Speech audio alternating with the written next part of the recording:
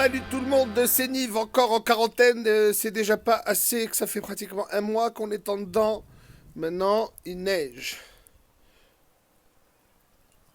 Come on! Sérieux là?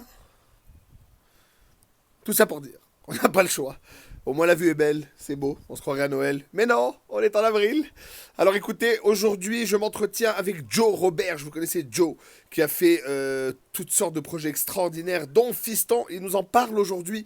Et on parle aussi de solutions pour combattre l'ennui dans la quarantaine, vous allez voir c'est assez flyé.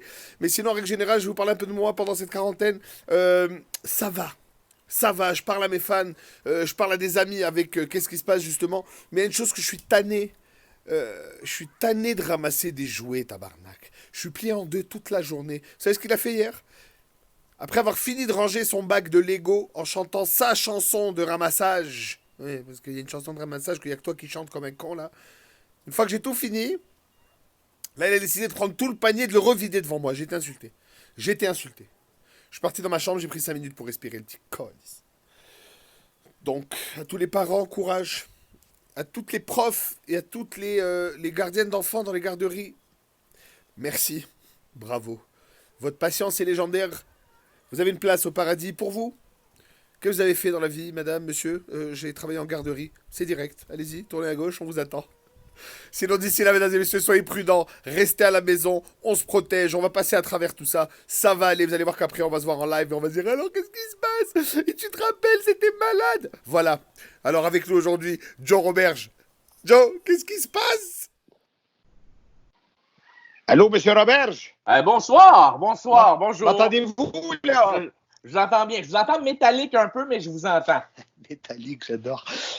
Mesdames et messieurs, Joe Roberge avec nous. Joe, qu'est-ce qui se passe? Qu'est-ce qui se passe? Je suis un workaholic, donc j'ai pas vraiment arrêté pendant la pandémie. Je suis un gars qui travaille tout le temps, qui est toujours en train d'écrire. On allait sortir mes rodages. Je commençais mes rodages le dimanche. Ben oui, c'est ça, là. Tu reviens sur scène, toi. Oui, je reviens sur scène. Et puis moi, moi, mon année est fucked up, Nive, OK? Je te dis, je suis plutôt de type vantard et je vais me vanter. Il n'y a pas grand monde qui ont annoncé leur one-man show et qui ont enregistré leur premier épisode de podcast le 21 novembre et que le 22, ils se faisaient annoncer que leur enfant avait un cancer. Tu comprends? Ouais. Il y a peu de gens à qui ça arrive, ça. Ouais. Et on a décidé au début de tout abandonner puis de faire fuck tout. Ben oui. Je lâche la job, on va vendre le café à ma copine. Ma copine a un café, tu sais. Et là, on s'est dit, on vend tout, on s'occupe de notre enfant. Et finalement, Xavier s'est fait opérer, il a commencé les traitements et mon père m'a regardé dans la chambre d'hôpital en disant, OK, tu vas faire quoi? Je vais m'occuper de Xavier. Ouais, mais tu vas faire quoi un jour? Tu vas pleurer chez toi? Tu vas le regarder aller ses traitements, puis tout. Papa travaille plus, papa il dit à son enfant de pas lâcher. Mais après, c'est la spirale. Là. Ouais. Fait que là, j'ai fait, OK, good call. Fait que j'ai rappelé mon gérant, puis j'ai dit, go for it, mon gars, on part le show. On parle le show pareil. Fait qu'une semaine après, on a annoncé, parce que toutes les entrevues avaient été faites avant. Fait qu'on a rappelé les médias en disant, c'est beau, vous pouvez sortir les entrevues qu'on a faites. Et là, je commençais les rodages le dimanche, c'est quoi, le 16 mars? Et c'est le jeudi qu'on nous a dit, bah, désolé, il y a rien, mon chum. Et là, c'était... Ah non, je viens de recommencer à travailler. Ça fait 4 mois que je suis en quarantaine à cause que mon fils est malade et je recommence, là. Parce que j'avais tout lâché. Ça, hein? Fait que là, moi, j'étais tout content de repartir faire des spectacles. Et là, on me dit, calme-toi, Coco. Calme-toi, gros Chris, reste chez toi. Puis Netflix. Mais ça te permet de passer encore un peu de temps avec Xavier, ce qui est cool quand même.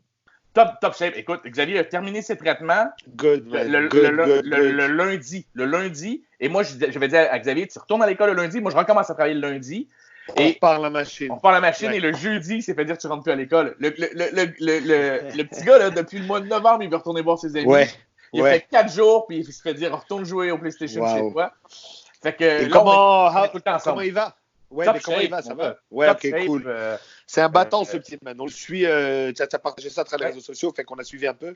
Yeah, man, strong kid. Mais j'avais pas le choix de le partager parce qu'au départ, j'avais dit à ma copine et à mon gérant, on va garder ça pour nous. Ouais. Mais être à l'hôpital à tous les jours, tu croises des gens.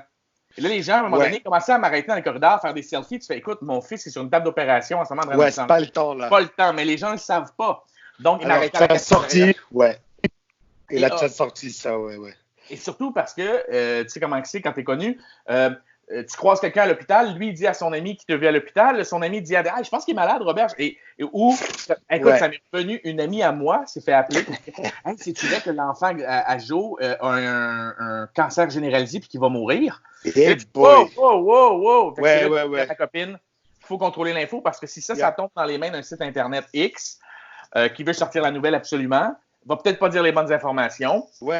Et ça peut revenir même chez ton fils lui-même. Tu vois, il est sur Internet, il n'est pas fou, là. Tu sais, il suit ce qui se passe. C'est ça. Et je me suis dit, t'imagines-tu, Léa, pendant ses traitements pour le cancer, le petit gars, il est à la pharmacie. Son père est en train d'acheter des trucs pour ses médicaments. Puis qu'il voit un séjour ou un magazine X avec sa face entre la vie et la mort, puis il fait non, je vais contrôler l'information. Mais c'est là toute la nuance, c'est-à-dire tu contrôles l'information, et c'est très bien que tu aies fait ça en fait, parce que nous, notre vie, elle est publique, mais nos enfants, pas vraiment en fait. Non. Oui, par la bande, mais je veux dire, ils sont pas obligés d'être soumis à ça, quoi. Totalement. Puis il avait été avec la série Papa à l'époque, tu sais, il avait tourné dans ma série, donc les gens le reconnaissaient déjà, fait qu'à l'hôpital, il se fait reconnaître par le staff. Mais ça va être une star, ton kid, man. Il a tout. Il a tout pour être une star. C'est pas tant quelque chose qui l'intéresse. Quand il a fait la série, c'est génial. C'était le meilleur acteur de la série. Honnêtement, c'était lui le meilleur. Tu regardes la série Papa, allez sur YouTube, regarde la série ou sur le site de TVA, tu googles Papa.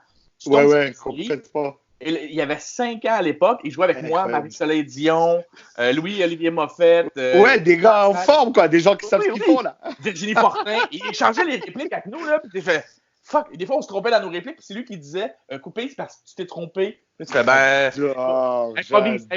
Coupe pas, l'ami, coupe pas. Robert number 2 qui s'en vient. Ma vie, c'est ça en ce moment. Qu'est-ce qui se passe? C'est que je suis à la maison avec mon fils. Et bien, mes 2 enfants, j'en ai 2. Et là, il va bien. Tout est top shape. Et là, on attend juste que la pandémie finisse pour que je puisse recommencer à faire des shows et que lui puisse recommencer à aller à l'école. Ben, c'est très bien. Écoute, Joe, tu as parlé justement de Papa qui découle de la série Fiston, où tu expliquais à ton fils qui n'était pas encore né ou qui était bébé, ce qui s'en venait pour lui dans la vie. Ça a fait un carton, c'était partout. Tu as eu du gros succès avec ça. Donc, tu as l'habitude de donner des conseils aux gens, Joe Roberge, de quoi faire et comment faire. Alors, je veux le top 5 conseils. Top 5 si tu as inspiré, top 3 si tu es fatigué. Vas-y. Des conseils. Je veux les conseils. Joe Roberge, pendant la quarantaine, pendant la pandémie, qu'est-ce qu'on fait pas et qu'est-ce qu'on fait pour combattre le blues, tiens. Alors, je vais y aller avec le côté dummy du personnage de Fiston, parce que c'est ça qui était le fun avec... Parce que tout le monde pensait que c'était moi, mais c'est moi en caricature, tu comprends? C'était plus beau caricature, là. Donc, lui, il dirait... En quarantaine, c'est le temps de régler tes problèmes de couple, chum. C'est le temps parce que là, ta blonde, elle peut pas se sauver, tu peux pas te sauver. Tu comprends? C'est à huis clos. Et je sais pas si je suis tout seul en ce moment qui vit ça, mais je veux dire, là, peu importe la pièce où je vais dans ma fucking maison, il y a quelqu'un. Tu comprends? Fait que là, le conseil que je donne à tout le monde, c'est de se trouver un endroit où tu peux aller te défouler. Oui, à toi, où tu peux te défouler ou confronte ta blonde, confronte tes enfants. Ah oui, confronte. Je dirais confronte, esti. Vas-y. Oui, parce que j'improvise en état, puis je me dis, Chris, ça va faire du bien. Vas-y. Juste changer de pièce pour dire à mon enfant de 2 ans, ferme ta gueule. Oui. Là, arrête, esti. Arrête, il faut que quelqu'un te dise, quand tu pleures la nuit, tu fais chier tout le monde. Voilà, c'est la chambre à relâche. Ouais, la chambre à relâcher, voilà. Oui, c'est ce que je donnerais. Voilà. On est en brainstorm d'écriture, c'est ça que je ferais. Je créerais ça. Un autre conseil que je donnerais, c'est mon ami, OK, Premium. Pornhub Premium est présentement. Il n'y a rien de mal. De toute manière, tout le monde regarde la porno. Tout le monde, en majorité, les gens adorent ça. Tu peux trouver ce que tu veux, hein. Tu cherches chinoise au Congo avec des cerises dans les fesses, tu trouves, je te le garantis. Et là, ce qui est fun avec Premium, c'est qu'il dit... C'est précis. Chinoise au Congo, c'est déjà précis. Mais avec des cerises dans les fesses, Joe, c'est une recherche que tu as déjà fait, je pense. Regarde, laisse-moi vivre ma vie, Nive. Laisse-moi vivre ma vie. Alors, le conseil que je donne aux gens, c'est qu'en ce moment, ils donnent une semaine gratuite. Ils disent à tout le monde Premium est gratuit parce qu'ils veulent que tu sais abaisser la courbe, tu sais. Et reste à la maison, il fait ce que tu as à faire. Et là, ce qui est le fun, c'est que tu t'abonnes. Mettons, moi, j'ai 2 cartes de crédit. Fait que je me suis abonné, j'ai eu mon 7 jours gratuit. Je me suis désabonné et j'ai réabonné sur un autre. Fait que j'ai eu 14 jours gratuits de porno de qualité, HD, 4K, des grandes productions. Alors, c'est un conseil que je donne. Voilà. Moi, C'en est des bons, mesdames et messieurs, prenez des notes. Un autre conseil que je donnerais aussi, c'est tousser en public. Tousser en public en ce moment te laisse tout ce que tu as de besoin. Tu arrives à la pharmacie, tu fais il y a une ligne pour avoir sa prescription. Juste un. Il est bon, lui. Oui, mais c'est que lui, ce qui est le fun avec la COVID, moi, mon ex est infirmière, fait que j'ai eu comme des petits cues. Quand tu tousses, normalement, il y a des sécrétions. Hein? Tu sais de quoi je pense? Tu tousses tu craches. Tu sais. La COVID, les premiers temps, dans les premiers symptômes, c'est sec. Donc, tu n'as pas de morceaux. Fait que quand tu tousses pour faire peur aux gens à la pharmacie, essaie de ne pas avoir de moton. Tu comprends? Vide avant de rentrer. Vide, crache avant de rentrer. Et là, et il dit très fort, on dirait de petites lames de rasoir dans ma gorge. On dirait de petites lames de rasoir dans ma gorge. Je te le jure que le line-up se tasse, mon gars, de tout ce que tu veux. OK, nice. Et voilà, alors sur ces sages paroles de Joe Roberge, on résume rapidement. Tout sèche, porno premium.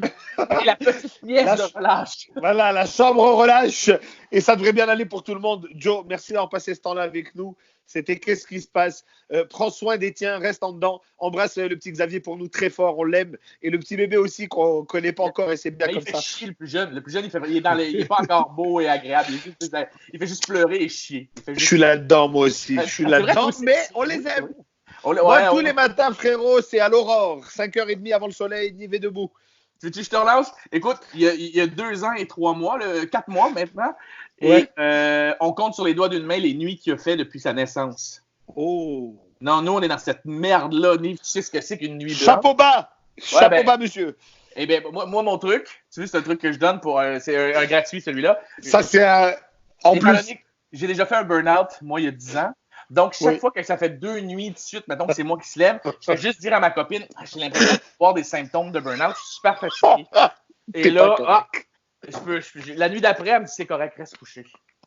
T'es pas correct, Esti. Alors, voilà, le dernier conseil en police. Fake la maladie mentale ou un relent pour avoir la paix. Fuck yeah, mon gars. La fin justifie les moyens. Ce n'était pas Machiavel, mesdames et messieurs, mais Joe Roberge. Joe, merci beaucoup, mon homme. À bientôt. Nive, prends soin de toi. Yeah, man. Ciao. Ciao.